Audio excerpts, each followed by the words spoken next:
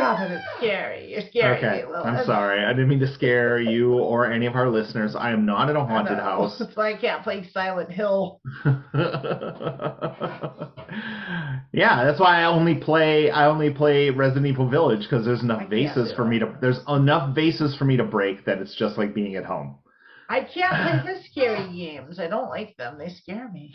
Yeah. I don't like scary games and scary movies. I don't like them. I love scary games. I love scary movies. Everyone does. I feel like everybody likes scary things, and they love scary movies, because every time I go like on Facebook or whatever, like I go into OkCupid or whatever, Tinder, and like I'm like, I love horror movies. I watch every horror movie. It's like I don't ever want to watch a horror movie. I hate them. Like, and I feel like I'm like such an outsider because of that. I don't think you're an outsider. I'm super outsider. You're not an outsider for me. I'm outdoorsy. I'm a survivalist. You're an insider with Lilith. I am an insider in the sense that I like being inside of a house. But I told you about, like, because the reason I like good weather isn't because like I want to frolic or do anything. It's because eventually I have to leave my house. When I do, I don't want to be miserable. That's why I need to live in the tropics. I wouldn't do anything outside. I just would, like, when I have to go out, it's like I don't have to put on a jacket. Ladies, gentlemen, and friends beyond the binary, welcome to Girl Dick with Ted Cruz, starring Lilith Electra Zarling, Amanda Bonanza, and esteemed Republican Senator from the great state of Texas, your host, Ted Theodore Cruz. This is my stand-up background, because stand-up is just like repeating the same jokes until you get a perfect, which is why I hated it. I hated stand-up. I don't think I could do it that way. Like, I don't think I could. But I don't know. Like, that's the thing, is I've never tried it. I keep meaning to try it, and like I'm afraid, and I don't really know where to start, and like I don't really want to do it that bad. Yeah, you I kind of do want to do it because I want to know what it's like. Like I want to do it. It's like being a rock star, but it sucks. Well, I don't know. I've got a friend, he's doing pretty well. He'll probably get a Netflix special sometime soon. It's like he's doing better and better every time. He's making a go of it. He's making a living off of it. Yeah. Like, yeah. Like, I'm happy for him. It's like, I mean, I call him a friend. It's loose. Like, I've met him. I've worked with him. But I didn't know him. He was like friends of friends. Yeah. Like, but, you know, he's a guy around town. Like, everyone knew him. And like, and you know, and now he's like doing his stand-up thing. And I've still never gone and seen him. I've seen them on YouTube and stuff, but like I've never actually gone to one of his shows. Yeah, because I used to stand up. Everyone's always like, you know, they know that, and they're like, "Did you watch this stand up special on Netflix?" I'm like, I do not watch any stand up. I do not go to stand up. It's not a medium that appeals to me in any way. Right. I felt the same way about like music. Like, I hate going to concerts. I'm going to this next weekend, and it's just like I was like, I got offered free tickets. Like, I wouldn't have bought them. Yeah. And even getting that offer, I had to think about it. I was like, do I want to go to this free concert of like literally probably one of my two maybe favorite musicians in the world? Like, and do I really want to do this? I don't know. Yeah. I don't know. I feel that I'm like an old person now, so whenever it's like, do you want to go to a concert? I'm like, but then we got to park and the traffic, and then like I wanted to go see how the Violent Femmes were touring. They were in D.C., and I'm like, I don't want to go to D.C. on a Monday night. Yeah, you said that. God damn it! Now I'm actually just like, now it's coming off like I'm intentionally going back to like. We're having a stroke. Like.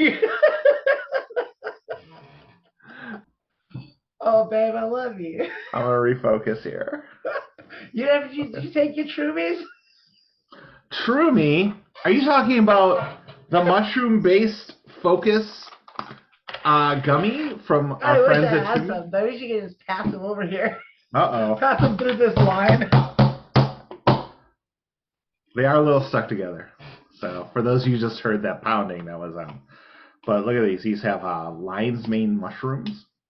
and they help you focus. And I always feel like after I have them, like I'm super focused. Like I cannot be unfocused. Although we learned last time, the focus it's a very unfocused focus in that whatever you put in front of me, I will focus on for that moment. But then if you put something else in front of me, I will then focus on that. So the focus is intense. It's just, malleable by the people. So it's a very loose focus. I'm a very unfocused focus. I was going to say, it's kind of the opposite of focus. But I'm intensely focused on whatever I'm focused on. Yeah. But then that focus can change instantly. So, I think they're batting 500. Woo! 500. The focus is intense. Which is great for baseball. I have no idea what that is for mushroom gummies, if that's good. I don't know either. I don't know. Or any sort of I don't know, what would you call it? An enhancer? A supplement? I don't know if that, I like the term enhancement because it makes it sound like I've done something. You put it like a bionics or something. Yeah, exactly. You picked up a perk from the shop. Yeah. You spent your XP. Now this is our next project should be. We should design a Fallout style video game, but the perks are all based on Troomy gummies that you find around the world. So that way it's kind of like an old school, kind of a Nintendo game where you just have to like when they had the video games that were cross promotion, they had Talking about Pepsi Man and the 7-Up dot, and the 7-Up dot, and they had the Noid game. Yeah, but it's Troomy. It's mushroom gummies. It's Troomy. You find that focus. Yeah, find them around the world. Yeah, you gotta smash open a brick wall and you can get the gummies inside. Cause that was always one of my favorite things for video games in the 80s. This is in the early Nintendo stuff. I think it was Castlevania or that's how you got your health back. It's you're in Dracula's castle. And you smash a wall, and inside the wall is a fucking whole turkey. There's a ham or a turkey, yeah. You just eat it. And how'd you know to smash that wall? Wall meat. How'd you know to smash that wall? It's that square of wall was a slightly different color. Right. Yeah. Oddly lined off. Here's this castle full of monsters and ghouls and or just things, and here's a perfectly good turkey. Perfectly delicious turkey. I'm gonna eat this inside the wall. Or when you play those adventure games where you just go through a city smashing all their jars. Oh yeah. You're oh cool! I found a celery. There's money in here. I had that in my jar. Thank you very much. Well, there's another one that's modern, or at least a couple years ago now. That's called it's a Tom Clancy game, and I think it's called The Division. Yeah. And there's back. It's so it takes place in New York.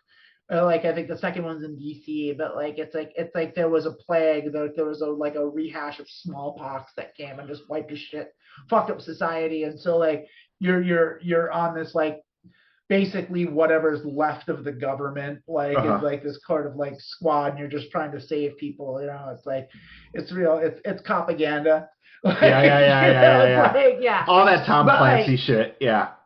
Yeah, I was you gotta save the president. There's honor in that somehow. It's yeah, sure, but that's how it would work in a post-apocalyptic. Yeah, that's what we'd be doing. But anyway, there's shit laying. It's a looter game, and so you find stuff all over, and you pick stuff up, and they've got piles of suitcases or whatever, and you go in there, and it's you go into you go into a briefcase, and there's a whole soda. And yeah. You go into another one. There's just there's a child's doll in this backpack. Yeah. That's all that's in it. It's that's what I do with dolls, is I just throw them in a backpack, and then it's just take off with it. It's I can't.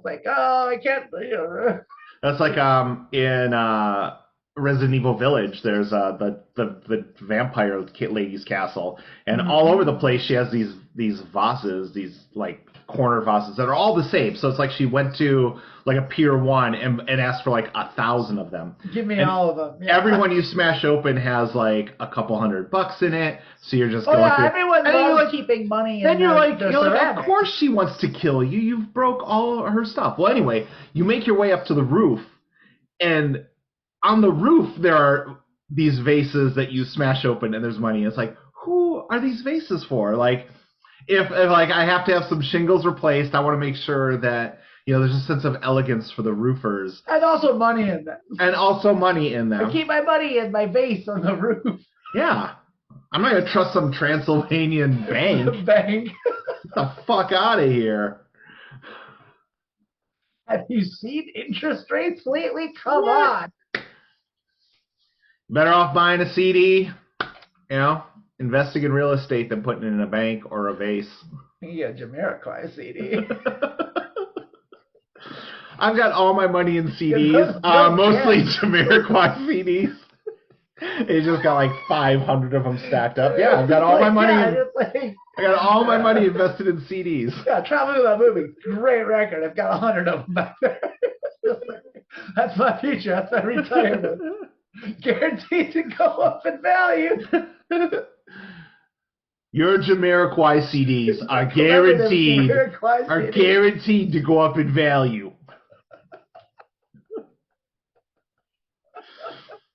I bought this single of Virtual Insanity in 1998. I liked it so much, I bought the company. I bought the company. I bought all the CDs. I bought all the Jamiroquai. Got all the Jamiroquai. Got the little fuzzy hat. In the room. Yeah. Oh, shit, man. We got a question. Should we do a podcast? Why do we know so much about Jamiroquai? I love Jamiroquai. I feel like there's a time, and like I'm so old now that I don't watch MTV anymore. But it used to be like if MTV decided you were gonna watch something, God damn it, every hour in the hour you're gonna watch a Prodigy video, whether you wanted to or not. Jamiroquai was in that too, where it's like these guys are the hot new thing, and it's like they okay. I liked them a lot for a long time, but like the last album that they put out was a few years back. Like a few years, like 5 They years. didn't just put out the one song that made it on MTV pretty big? No, they have most of their shit is really fucking good. Like their Okay, albums are all really you. good. Like, yeah, they're a really, really good band. Like, and like one of my favorites actually. I have like 10 albums I listen to, and that is it in the history. Yeah, well, they have that's the thing is, like, people don't know. They just know that one song, the Virtual Insanity song with the room moving and stuff. And it was a cool video. Like, that was a cool video. Like, yeah, they've got a whole bunch. And the other one they know is the one from Napoleon Dynamite. I don't remember that song. It was the one Napoleon Dynamite danced to. It was your okay. It's a great song. It's a really good song because it's Jamiroquai, and Jamiroquai is really good. Or they were. Like I said, that last record that they put out probably about 5 years ago. Yeah. No, longer. It was longer. Yeah. It was like probably closer to 10 now. Oh shit. Yeah, almost 10 years. Oh my god. I know. Oh, I hate that. But like it was greasy. It was greasy. Yeah. Yeah, it's like I tried to listen to it again recently, and I was just like, ooh, this just doesn't sit well with me. It's just like, oh, yeah, no, it's greasy. Okay. It's like, and so I don't know if it's just like all of their stuff's like that. It's like I don't think so. I still think it was just that one record, but like it was the last thing they did was 10 years ago. Yeah. Oh God. I mean, well, the first thing they did was like 1992, so they're as old as Radiohead. Yeah. So it's okay. Well, and I can safely say that next time I'm in the car plugging in music, I'm not going to listen to Jamiroquai. So that's your mistake because you're really. It's not my mistake. I have my music I listen to. It is frozen in time. I'm sorry. Yeah, fair enough. Yeah, fair enough. If Jamiroquai wanted me to listen to them, they would have been Husker Du, and that would have all been answered. I don't know. Limp Bizkit made it in there somehow.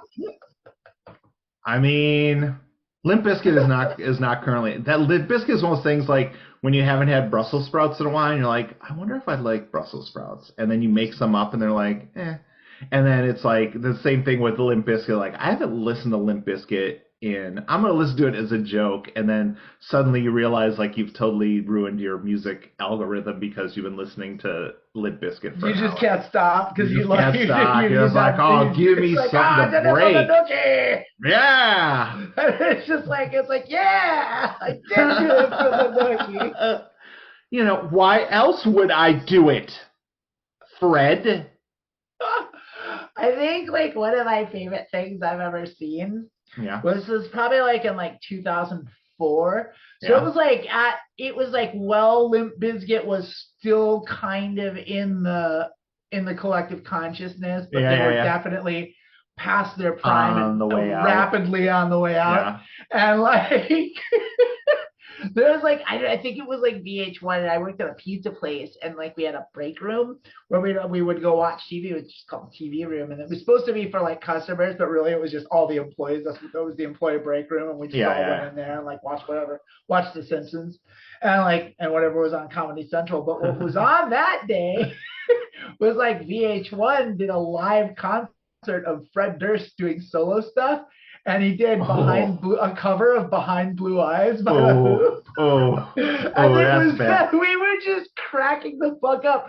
He's like Fred Durst in his fucking dumb red baseball cap, like it was like trying to be all sentimental and sing from Behind Blue Eyes with an acoustic guitar, and like we were just like the whole room was just like laughing. Yeah, it was like the funniest thing we've ever seen. Have you ever heard like their cover of Faith? It's as bad as that sounds. Well, it all sounds bad to me. I hated Limp Bizkit. Like, I'm amazed that you were into them, but I'm not that amazed. Like, I wouldn't say I was into them. I would, like I said, every once in a while, I'm just like, I'm gonna put on a few of these songs while I'm driving through the car, and like, they got an energy. Yeah, to you them. won't listen to Jamiroquai. Who's objectionable, like. But does Jamiroquai match the energy I'm looking for at that time? That's what it is. Okay, that's what it is. That's really it, because you're not okay. So if we were both like, like 20 somethings in the 70s. Yeah. Like you'd have been you'd been in the Kiss army, and I'd have been a disco maniac, and that's really the difference. I don't know about Kiss, but I'd have been like Black Sabbath. No, you'd have been like a fucking rocker. You'd have been in the Lester Bangs camp, and I'd have been in the David Bowie camp, and that's what it would have been. I love David Bowie. I love David Bowie too. Well, everyone loves David Bowie, but I mean, like it was like there was like a thing, because I had this book that like a girlfriend got me that was like a collection of like Lester Bangs' work when he worked for Rolling Stone or whatever. Yeah. And like I read it because like, it was a gift and I was into that stuff at the time. But like the more I read it, like the more I hated Lester Bangs, and like just thought he was just like a sack of shit. And he was just everything I hated about the rock music world. And it made me realize that like, because I'm not that. Like I am the disc. I would have been in the disc. I was never into Kiss. I don't like Kiss. Like, Kiss is awful. I hate Kiss. They're terrible, but like they're funny. Like, and I kind of get like I like laughing at Kiss, but like it's like, but like there was like that whole like then they made, I think there was like a movie like Detroit Rock City or whatever, and like they had all kinds, like Kiss would have like TV shows and like movies and shit. It was so weird. Well, no, because their whole thing was merchandising. Yeah. It's like, what if capitalism fucked music? There's a Kiss coffin for sale. If you want a coffin that says Kiss on it, you can buy it. If you want an unused Kiss condom, all of them have been unused. I know that's not true. I doubt it. I'm like, who would pull out a Kiss condom? And you know what? I've met them. I've met the people that would do that. And the receivers that would have been happy to have received that.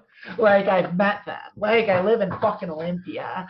Like there's a rocker contingency here. That's what it is. And like it's like that's the thing is like I felt like it took me a long time to like realize that like I'm just not like I I was a rocker for sure, but I wasn't that brand of rock, and I was never rock for rock's sake.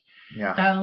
And it took me like decades to come to terms with that and realize it, because it was like, well, shit, I do like rock music, but I don't like that. And it's just like, oh, because I was more of a, like, I was a psych rocker, like, you know, and it's like, and that's different. It's different than being just like, you know, speed rock or dirge rock or sludge metal or whatever the rock, hyper masculine, like I'm angry at everything, want to smash, like let's fight rock. Like, it's like, never got into that shit, never spoke to me really. Yeah. Like, I mean, and that's the thing, is it was especially hard like coming up in Milwaukee, because everyone was fucking into metal and shit, because it's fucking Milwaukee. Because it's like, it's a rough place. Like, you know, it's like, yeah.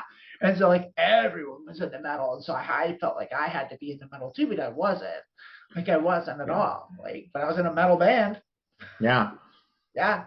Yeah, I would say, you know, like, I think my thing is, like, looking back, I'll listen to stuff, but, like, when I was growing up, my music taste was very limited and controlled by my parents, and was never really into heavy metal. But I would say once I started exploring my own, it was, like, shit like Bad Religion and, like, kind of like what you'd call, like, 80s hardcore, you know, stuff, Black Flag. Like the harder edge of alternative or proto-punk. Like, But I would say it's mostly like alternative with the harder edge, and then like you mentioned Whisker Du and like, you know, stuff like the Steve Albini world, like, you know, like you know, like where Sonic Youth like is on the edge of, but they're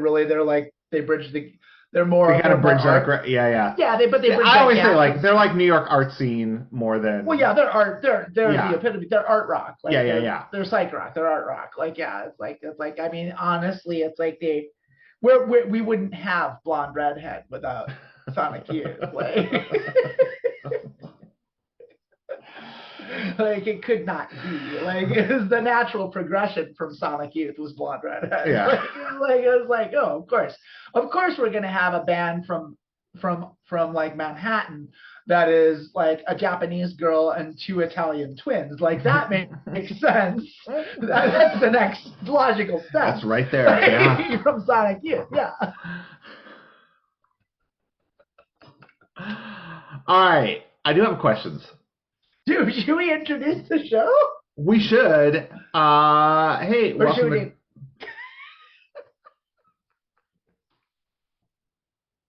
to Girl Dick with Ted Cruz. I'm Lilith Darling. That's Amanda Bonanza. And we are going to take some questions to talk. And you know what? Here's a promise I want to make to Amanda and to our loyal listeners out there. I want to be so much better about, like, having those crisp introductions to the show and crisp outros. I feel like sometimes we just kind of wind down. It was just like, did we tell people about our email address, or did we? I'm bad at that too. I can't. Like, I can't do it. That's why you have to do it, because I can't. No, that's all right. That's why I made that vow. Because I know I'll do it. Yeah. So I already did the intro.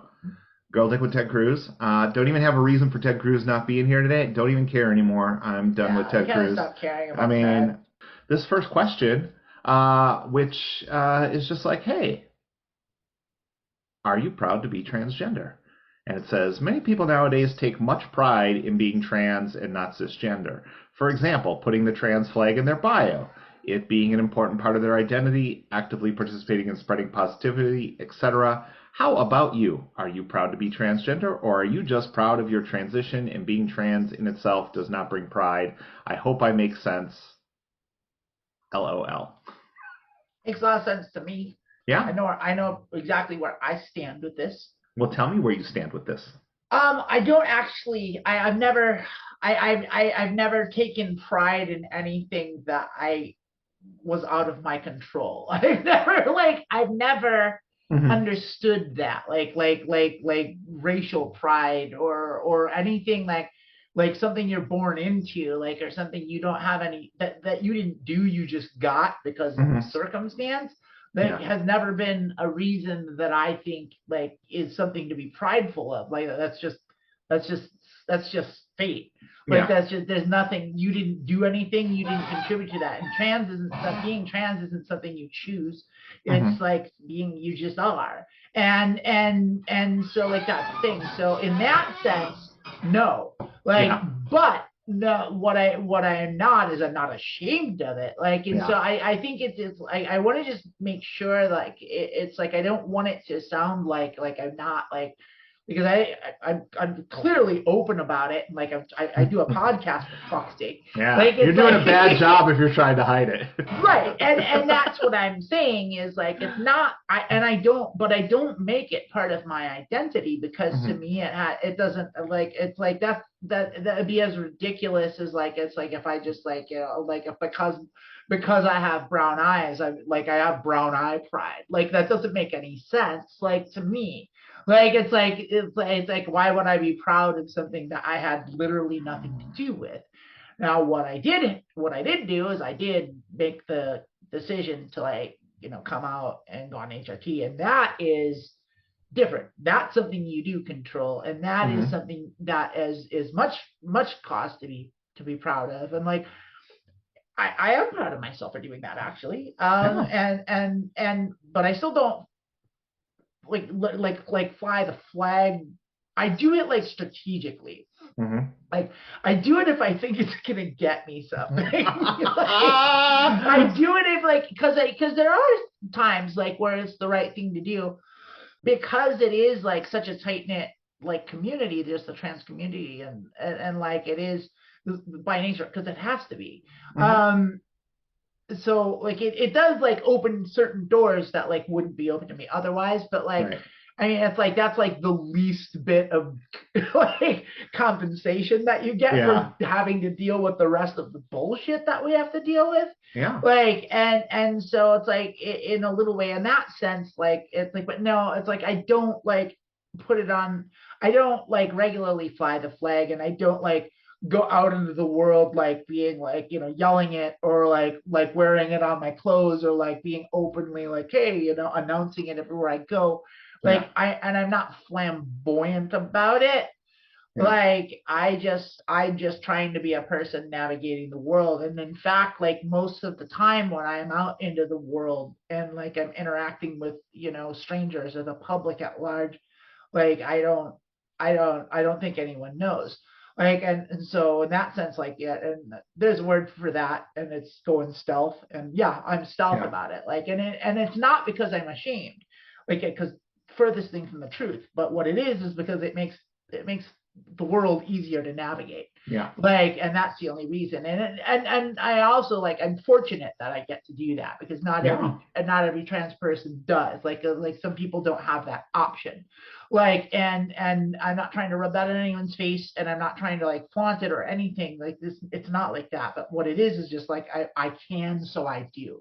And like I've always been kind of in that camp where it's like well like do you think it's wrong to take advantage of an advantage you have? Like I think it's worse to squander it. Like that's kind of what I think.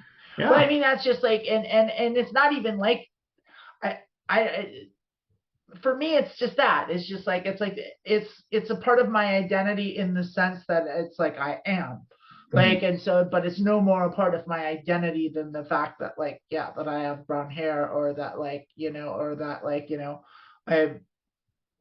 I or whatever else like it's like no, I think there's like a weird thing where it's just like I mean and I think I'm mostly on the same answer with you. I think like when you say like when you talk about race pride and stuff, I think it's mostly like expressing pride of something that society has made you ashamed of. So like that's why people are like, well, how come black pride's a thing and white pride white pride's a thing, but it's not a good thing. It's not a good. It's not coming from the same place. No, it's and not. So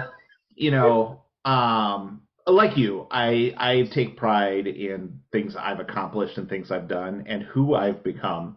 But I am also very open about everything. Like I I don't. You'll tell me that I pass and can go stealth. I don't believe that, but I am very open about it. But that's mostly not for me, but for those people who are in situations where they're being shamed by it and letting them know Right. that it's okay. And I think that's part of the reason we do the podcast is like let people know like Exactly. it does feel like whatever you're being made to feel about being trans or who you are, like you're allowed to be who you are and who you want to be. And I I I'm living the life I want. I'm doing the things I want to do, and that's what I take pride in. And like you said, like the fact that I came to that decision was just like I'm going to do this. I'm going to transition for my life and for what's best for me. I'm proud that I made that decision.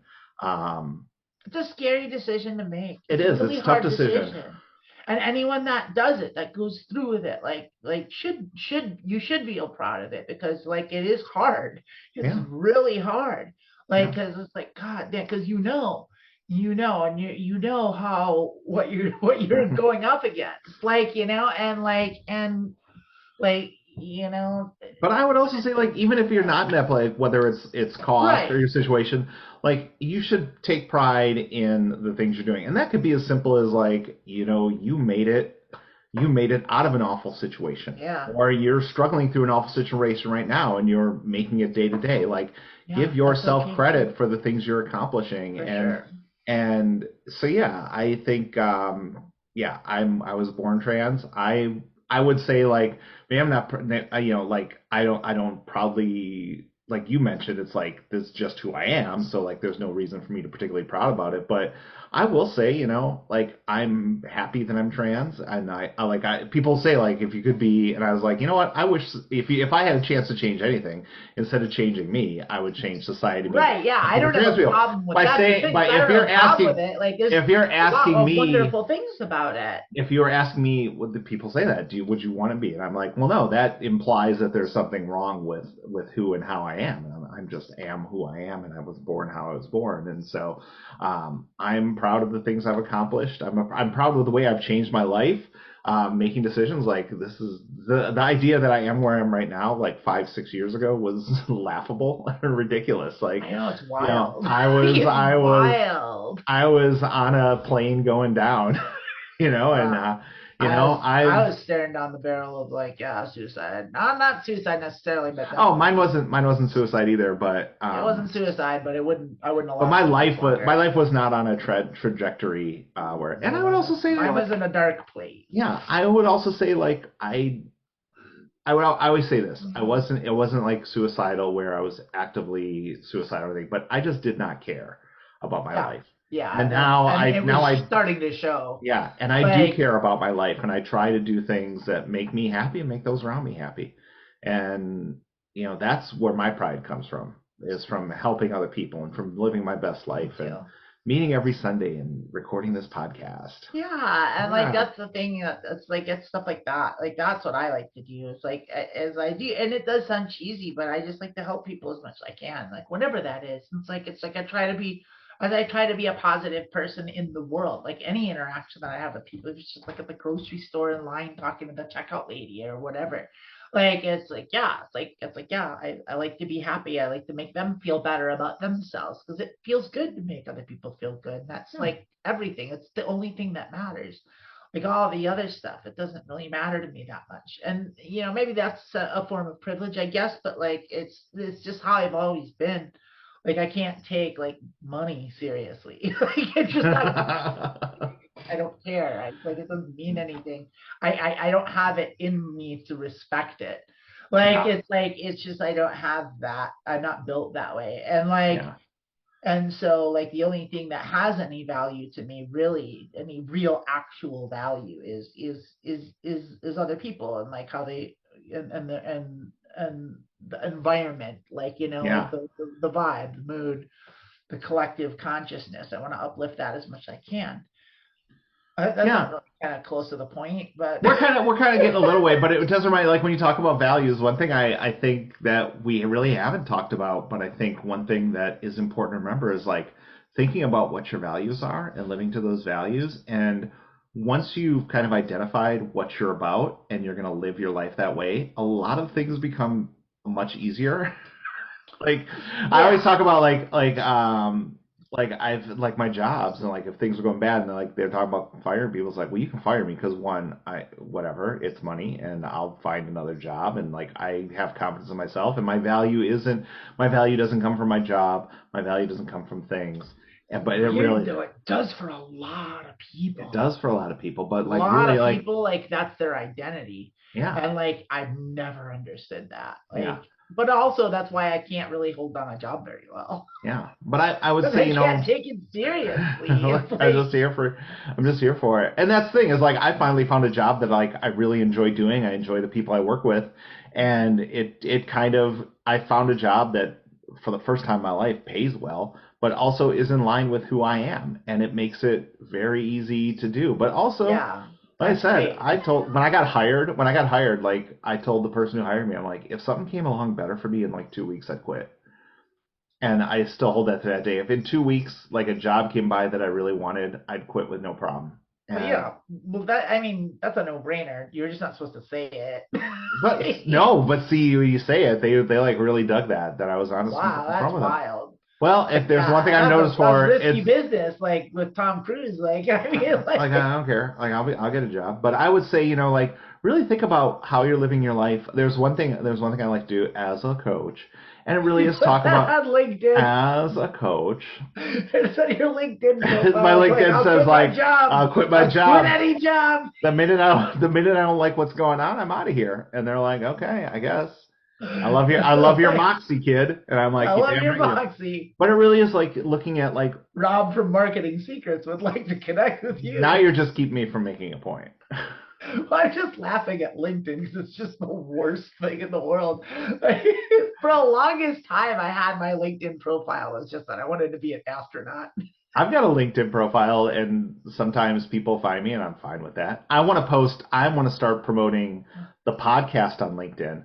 That's what we should be doing. And then, but like not put the name because the name's not safe for work. I'm like, the names are in the comments. So if you're not interested, so the only people who will see the name are the people who click the comments and are trans people who want support, or old white guys who are like, I remember when LinkedIn was about finding a job. There's this one stand-up comic who connected with me on LinkedIn, and all his posts are under stuff for like queer people and like trans people. It's just like, what does this have to do with LinkedIn? Or like people always saying that they want respect at their work and then wondering why no one hires them. And it's like, what? Anyway, here's my point about values. The thing I talk about a lot. Sounds like a great comic, that guy. He's a libertarian, so you know. Well, he's definitely a clown. Sick burn. It's either like finding queer people and being like, I remember when what does this have to do with finding a job? And then it's also stuff that's why the pandemic was like a conspiracy by the left to shut down the planet. He's a pandemic guy. Yeah, he's pandemic, and like global warming is a hoax, and it's just like, who's hired you? Like who hired? No, like lots of places. Like, that's the guy that people corporations want. That goofball. Yeah, I don't care. Burn my house for fuel and make me go to work during a pandemic. Yeah, it's great. Free market. Do whatever. Flame me, Lord. Now that we're so far off the topic, we're so far off the topic. Like 2 minutes ago, I made a big deal about getting us back on track. I don't remember. And you totally, luckily, thanks to Troomy, my focus is a point. I can remember exactly where I left off, so I'll be able to pick up this conversation whenever you decide to let me. I am looking forward to this Troomy Focus. It's clearly kicked in. Focused. Thanks to Troomy's laser focus. Patented lion's mane formula for focus gummies. I think someone at Troomy needs to take focus gummies because they never got back to us about our pitch to do that. We need that money. Yeah, I bought the things to do the thing. You know what? I do think they sent me an email asking me what I thought, and I'd be like, I'd love to talk to you about our podcast, because I've noticed that during the podcast, I take 2 Troomies, and then 10 minutes later, I am laser fucking focused. On And whatever's in front of you. Whatever Amanda starts talking about, I am laser focused on, but I can always go back. I can always go back. I can always go back to where I was. My God, man. Finish the story. You gonna let me?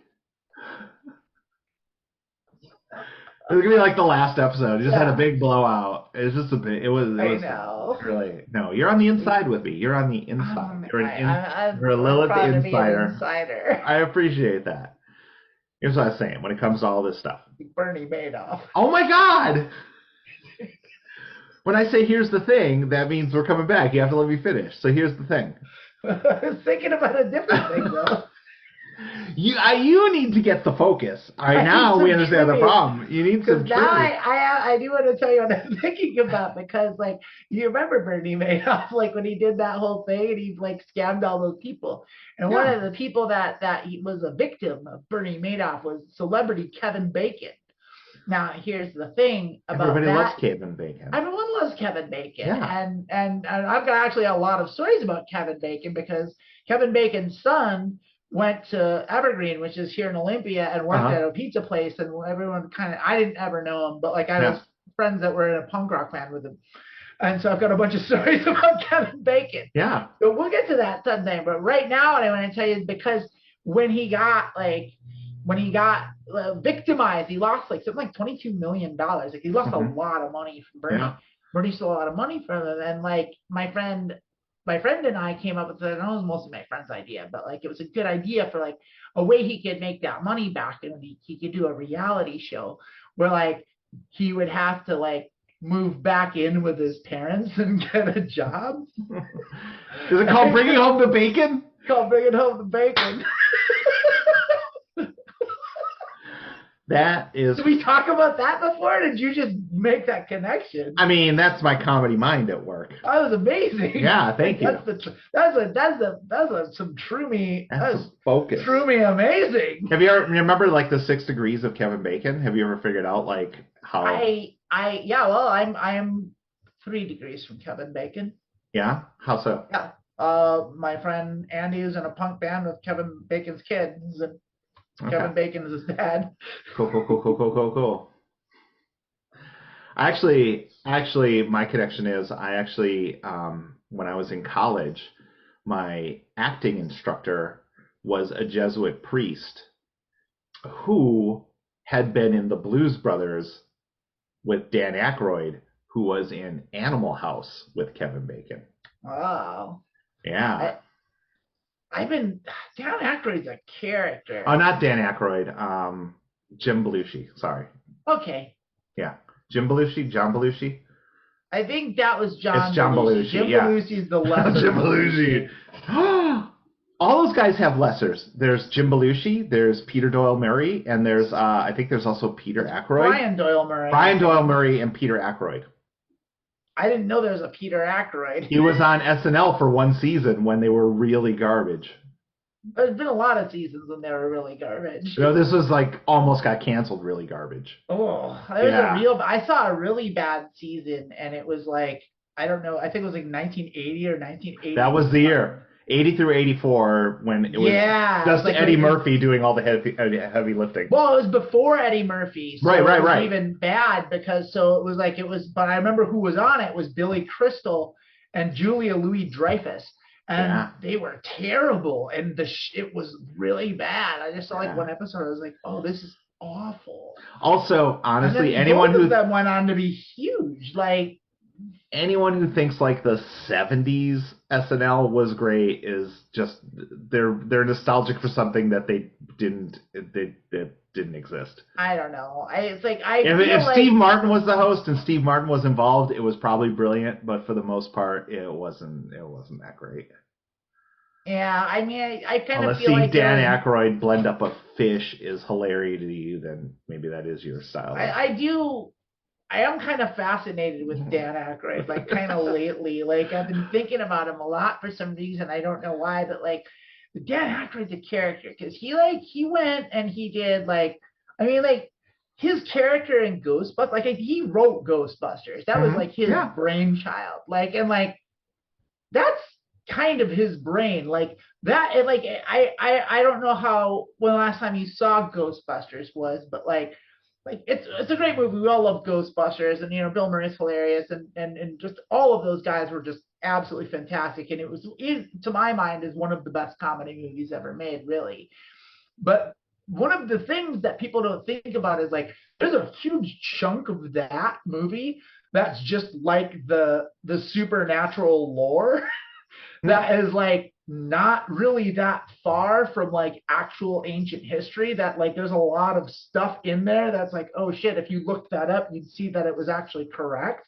And that's because that's what Dan Aykroyd's all about. He's all into about that shit. Like, you talked about like the Sumerians and like goes with the Sumerians, like Sumer was like there was weird stuff going on in Sumeria, and it was like. So also just wanted to confirm. Yeah. Ghostbusters wasn't too scary for you? No, Ghostbusters was not, but it was right pretty scary. It's pretty right scary. On the edge. Yeah, it's right there. It's right there. But it was funny, so it made up for it. I mean, I could watch like what was that? Because I can do a funny scary movie. Okay. But I can't do like a scary. So you're not sitting with me and watching Hereditary. I don't know what that is, but it sounds terrible. My god, it's so good. It's so good. I couldn't watch what I don't even know what any of them. I couldn't I didn't like. I mean, Cabin in the Woods was good, but I couldn't watch. I wouldn't want to watch it again. Okay. It was interesting. Okay. It was pretty cool, actually. Yeah, it was. Yeah, it was a real cool movie. So my thing is, I was not into horror movies when I was a kid, and this has been like a recent thing. Probably since I started taking HRT. That's probably it. So yeah, oh my god, part of it too. Oh my god, did you feel that? My Troomy just kicked in and is getting me to focus back on the original question. Oh wow! Oh yeah. I did feel it. Oh, did you? Good. What's our focus, Lilith? Well, we were talking about being proud of being transgender, and I was going to close up by saying, being aware of what your values are and living to those values is a healthy way to get through your transition, and also to kind of make your life easier, because when you focus on your values, it's easier to make decisions and not get talked out of things by the people. It's either easier to avoid bad advice if you're focused on what you want and what's valuable to you and what you honor in your life. And living to those values is just these are the things that are important to you, and you're going to live to them. And I think it can be very helpful when going through that. Kind of like you'll have to edit out maybe 10 minutes there, but that really tied into what we were talking about. You should leave it all in there, because otherwise this episode's gonna be like 40. It's gonna be like 40 seconds long.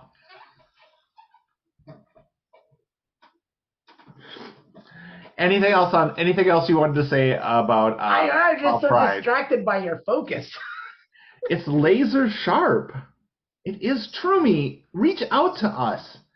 You have a miracle thing here, and I'm giving you free advertising, and you should really. They're not reaching out. It's why should we? Oh yeah, why should we reach out? This laser focused trans girl is that's what makes him a great business. Except, are they a great business? Because did I tell you what happened? As I ordered a bottle. I don't know anything about I ordered a bottle. And I got it in a week, and then 3 days later, they actually accidentally sent me a second order. Wow, that's not. So I got twice as much Troomy as I deserve. So obviously, someone at the shipping department needs to be taking this lion's main focus with its 8 essential vitamins and minerals to help you focus on the task at hand. Wait, hold up. No, this does not have any essential vitamins and minerals. My fault. Not a single one. It is 100% pure focus and 100% sawdust. It's pure focus and sugars. That's exactly what this sugar. Is. Oh my gosh! Should I read the focus of sugar?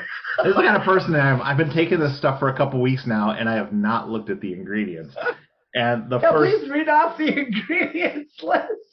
The first ingredient is organic tapioca syrup. But I assume that's just a gummy thing because they're little gummies. Well, Yeah.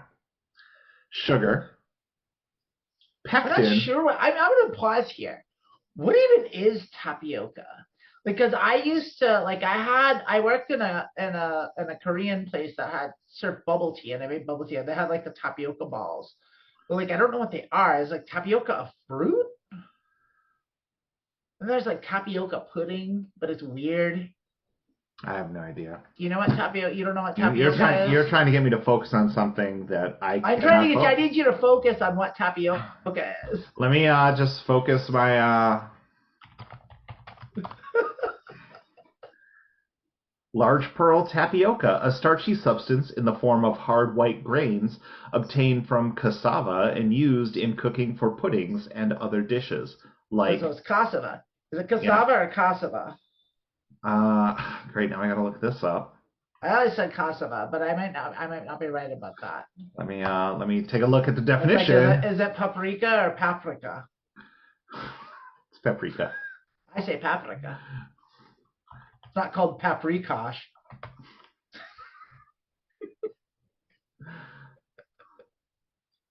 See, it doesn't. There's no inflection, so it's just cassava. It's just cassava. The thing says no, but when you press the voice to say it, yeah, what is it saying? It's actually cassava. Yeah, that's what I thought. But yeah. I mean, that's not a flex. It's just like that's where I ended up. Nice. So that's what tapioca is. It's cassava. What's cassava? I just closed the window. Come on. It's a powder from a root of a tropical plant up here. That's what okay, that makes sense. So but like here's the thing. So tapioca itself is not like a fruit thing. It's a synthesized kind of processed right. food stuff. That's but made also from something else. What I was reading is just other ingredients. If I turn the bottle a quarter this way, I see that it's packed with 400 milligrams of lion's mane mushrooms in every gummy. Okay. Troomy Focus gummies are specially formulated to help support a productive, focused mental state. Take your day with... I'm sorry, I don't like. It's too like reading bottles is very difficult for me. Yeah. Oh, tame your. It says tame your day because they're lion's mane. Oh, because lion's mane. Tame your day with Troomy Focus mushroom gummies. Lion. It sounds like you want to do the opposite. Well, it sounds like they have tamed that lion and made it into gummy form. It's also triple extracted, so that's good. I want it to be triple extracted. I don't want no single extraction. Yeah. I need triple extraction. That's 3 times as good. Yeah.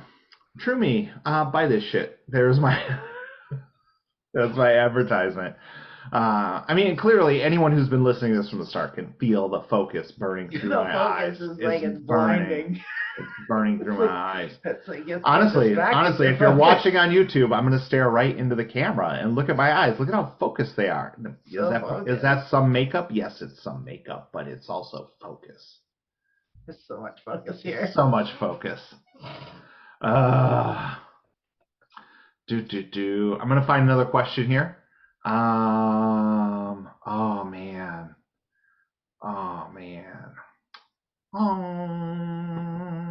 Let me see how long this one is. All right. Let's do this. I'm gonna do this one. I like it, and I think it because sometimes we get like the questions are from people who aren't trans, who are either they know trans people or they're like this person. My girlfriend never etiquette stuff. Yeah. Some allies. Yeah, my girlfriend never corrects people about her pronouns. I'm unsure, though, if I should step in and correct people myself. I want her to feel comfortable, but I'm also not okay with people misgendering my girlfriend. Is this a safety thing? I don't know what the right thing to do is. Please help. Thanks. Title says it all. I'm tired of people misgendering her, but she never corrects them. What should I do? Edit. I asked her. She's just really shy, it seems.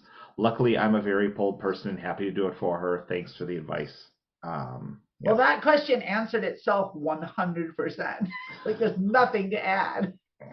like, it's like, yes, ask her. You did. She told you what to do, and you do that. Yeah. Got it. But here's something that oh my God, I feel like we've already talked about this, and you're gonna be like, we talked about that 2 episodes ago. Well, we'll find out. And I'm gonna unsave this one to my Reddit, and we're gonna find a new one in a second, because this is that one. Basically, when we go out, like if we're out at a restaurant, and we're talking about what we're gonna have, and I'll be like, we haven't talked about this. Okay, so Adam and I will be out. Adam, I don't think it's my boyfriend. I don't think he cares that you guys know his name. I'm just like looking at the menu, and I'm like, ooh, you know what looks good? I think I'll have a PBR, or I'll have this to drink. And when the guy comes, they'll be like, have you guys decided? And Adam will say, well, I'll have this. And then he'll specifically say, she'll have this. Doesn't do it every time, but if he knows what I want, he always just throws that out there for me. I don't mind. I assume, like, obviously there are people who don't like being ordered for, or like they carry someone. Yeah. But if I tell him what I want, and he like asks, he's like, what do you want? And I noticed it right away. I'm super okay with people ordering. I noticed it right away, and I was like, you're good. You're good. Yeah. It's a double whammy. There's a lot going on there. It's like, I tell you, the first time I ever got treated in that way, like, I remember that because it was a weird situation. I was not ready for it. I was kind of blindsided by it. And so I came out, and I started HRT, and I had this job that I'd had for about 4 years. And I was fired within a month of coming. Exactly 1 month to the day that I started HRT, I was fired from that job. Yeah. I don't think it was directly related, but it was definitely it wasn't unrelated. To be fair, you do give off a vibe of someone who, if you don't like the job, you're not going to do good at it. Oh, I know, and it was strong at that point. Okay, like there was a point, I had been through the ringer, and I had it up to here, and then on top of that, like just starting HRT, like and like the havoc that wreaks on you in that first month is just like it's fair.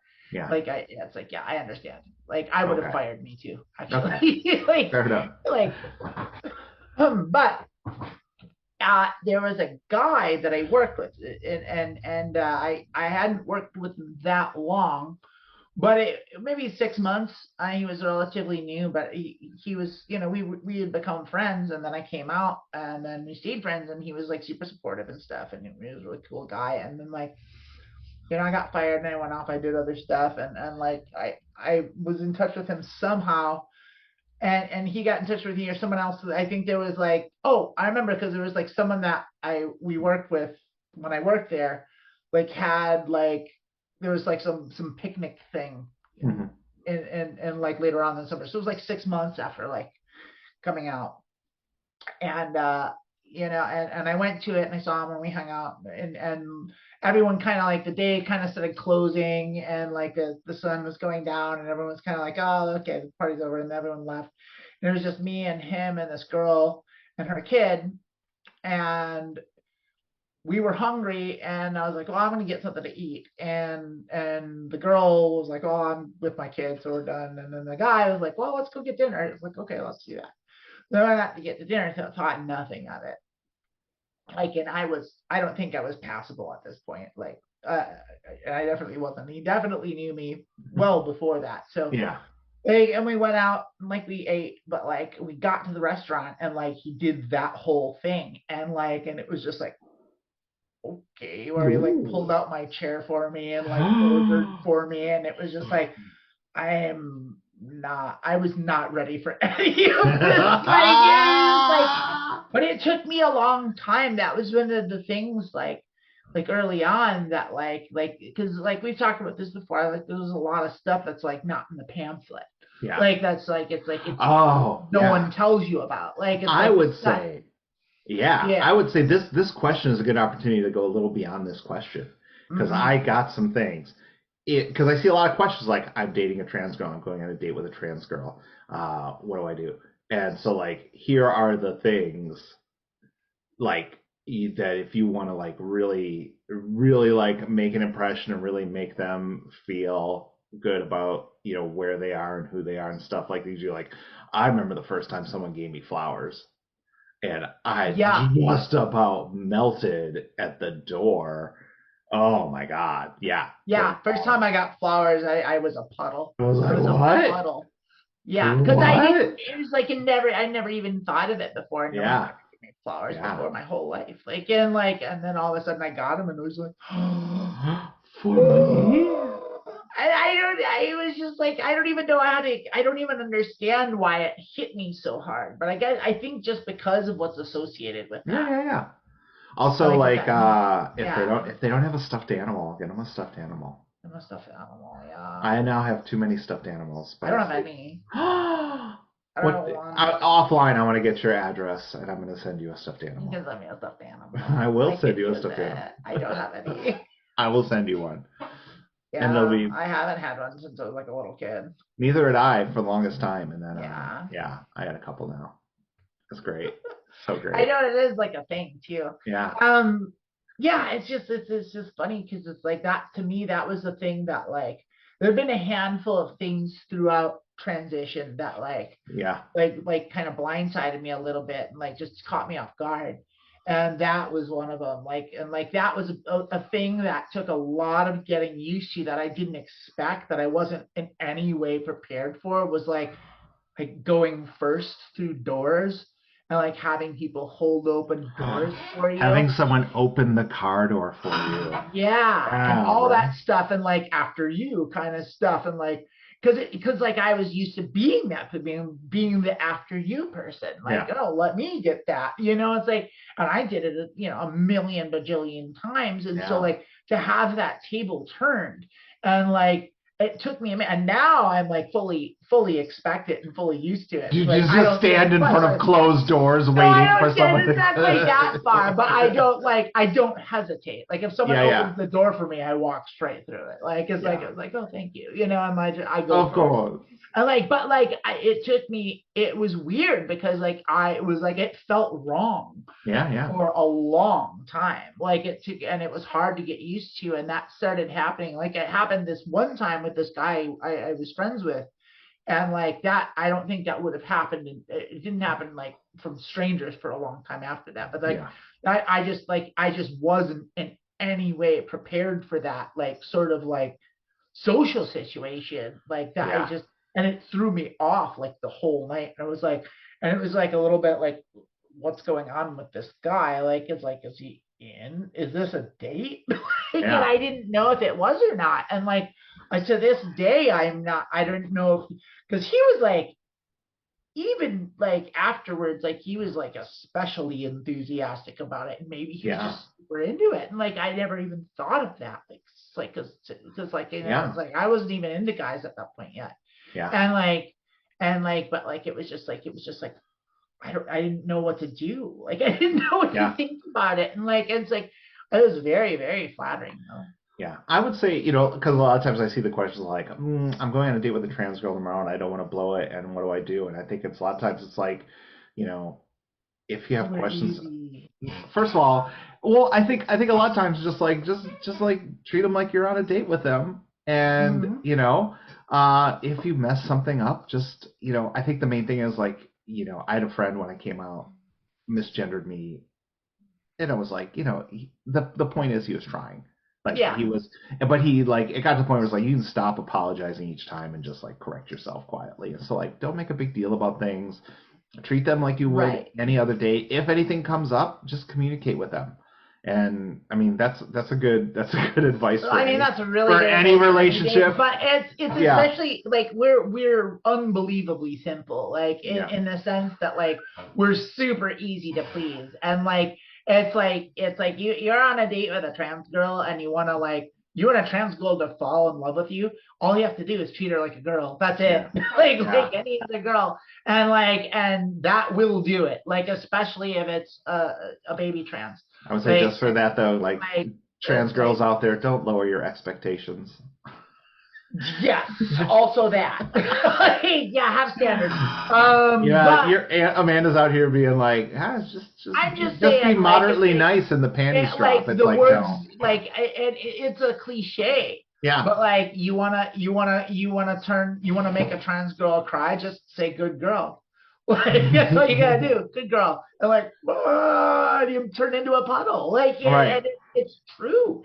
It's absolutely true. Like I'm still susceptible to that. Like Yeah. it's like yeah, that's all it takes is like it's just Well, I that think little acknowledgement. I think there's another thing out. There's another part to this where people think that if a lot of your knowledge of trans people comes from the internet or memes or talking, like that if you make a mistake, this trans person's gonna run a stiletto heel through your heart, and it's like that's not at all. Like you'll see memes about like, oh, you're gonna sit here and demand that I call you by your pronouns. Like no one's ever demanded anything. They're always just like, it's actually. I'm always like, it's actually she. It's actually she. I put my foot down. Like yeah. But like most trans people now walk into a place and like make demands. It's like if you misgender me, I will point out that you're wrong. If you keep misgendering, then I'll just leave or I'll whatever. So like if you don't go in like worried about that stuff. Like be your honest self. Treat them like they want to be treated, like any other human wants to be treated, and and then like use our secret things, like show up with flowers and be like, yeah, you like that. It is true. Yeah, it is, and true. It is like it kind of feels shitty to even have to say like, what do I do? Oh, I want to date with a trans girl. What do I do? It's like, well, why would you even have to ask? Like you're going on a date. Like it's because there are these preconceptions. Yeah. Like, and I get it, but like in a way that like even just acknowledging that it's you know what I mean? Yeah. Like it's like I don't want to diminish us. Like, it's like, but at the same time, it's like it is one of those things where it's like yeah, trans women are women. That's absolutely true. Here's the thing about that. It's like what trans women aren't is cis women, and there is a difference there. And the difference is like primarily the biggest difference really is that like we didn't get that upbringing. We got treated differently our whole lives and conditioned in different ways.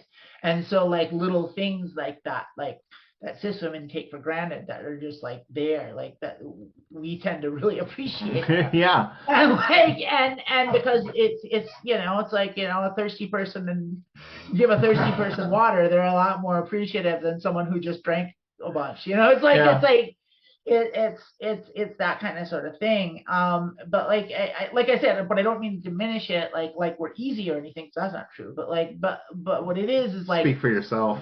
No, I'm not. It's kind of true. I mean, I can speak for me. I'm not. We're the two easiest. Well, I don't know how true that is with me actually. Like it's like I don't just give it away. It's like but. Yeah, I'm Red Hot Chili Peppers over here. Yeah, I am. Yeah, it's like.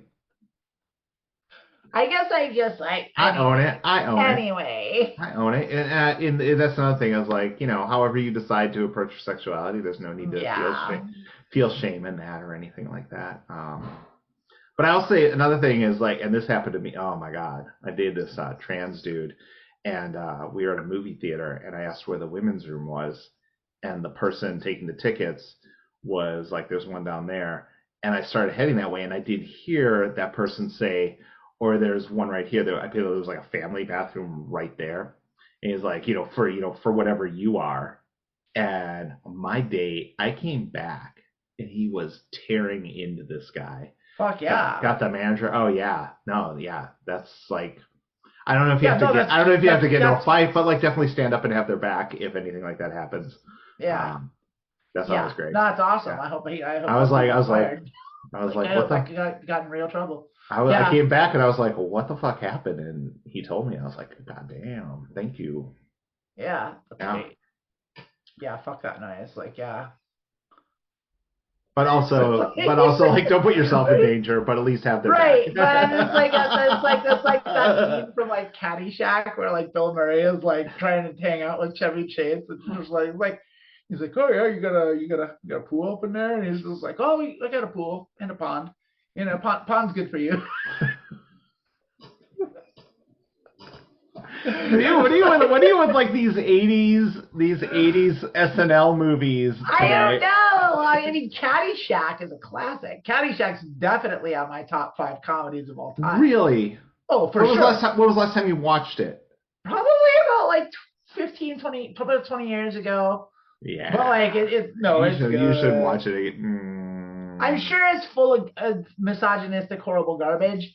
Like, Yeah. but I don't have to watch it. I have it memorized. Like, I know all the jokes from Caddyshack, and it is fucking hilarious. It's fucking great. Okay. Like, it's brilliant. I love it. Okay. All right. You and I probably just have a different top 5 funniest movies of all time. That's all. Oh, I'm sure we do. I'm sure what are your we top do. 5? Oh, I mean, I don't have my top 5 off the top of my head, but I would say The Producers by Mel Brooks. Never seen it. A lot of Mel Brooks. Also, don't like Mel Brooks at all. Okay. But all right. Well, then we are definitely going to have a different. We need to have this conversation. I think we should maybe have this conversation next week, don't you? What, like top 5 comedies of all time? Or at least not try and drag this long episode out any longer. Well, I mean, I'm focused.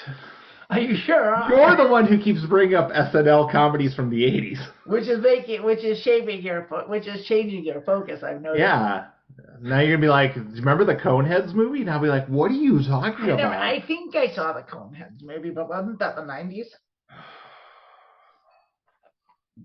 Yeah, you know it's a movie that was designed to be made when it's a sketch from the 70s that got made into a movie in the 90s. Well, that's what the 90s is all about, being the 70s. So yeah, we're just the 70s all over again. But what I was going to say is, like, I feel like the Coneheads movie came out between City Slickers and City Slickers 2 Legend of Curly's Gold. Yeah? And how does that connect? And I'm not sure where it came in. I think it was also between Home Alone 2 Lost in New York and Home Alone 3, the Kevin in Paris or whatever the fuck Home Alone 3 was about. Home Alone 3, my parents really don't like me. We forgot him again? This is unlikely. Home Alone 3, is this on purpose? Home Alone 3, we think we can make just a little more money out of this idea. That's what it means. Oh, sweet listeners, free folk of America, the trans people, thank you for listening to us. This has been Girl Dick with Ted Cruz. I'm, as always, been Liz Arling. That's Amanda Bonanza. Please send us your own questions at girldickwithted@gmail.com. And we'd love to answer questions. Right now, we're just trolling Reddit for questions, which is fine. There's plenty of questions here, but we want to hear questions on Reddit. Yeah, we want to hear your It's questions. an endless supply. Yeah, you've been listening this whole time. There's probably something you're wondering that we haven't gotten to yet. Maybe you're dating a trans person and you're just like, oh my God, flowers, what a great idea. And you can send us an email. That'd be a good idea. girldickwithted@gmail.com. Be like, hey, I got my trans girlfriend flowers, and yeah, you guys were right. And you're damn right we were right. We're always right. But thank you for joining us. We love you all. Be safe and support each other. And Amanda, any last things? Do you want to try to shift my focus as I'm trying to close the show? You want to pull me back into something? No, I don't. I want to actually close the show, but I'm just kind of keeping an eye on you in case I need to call the hospital.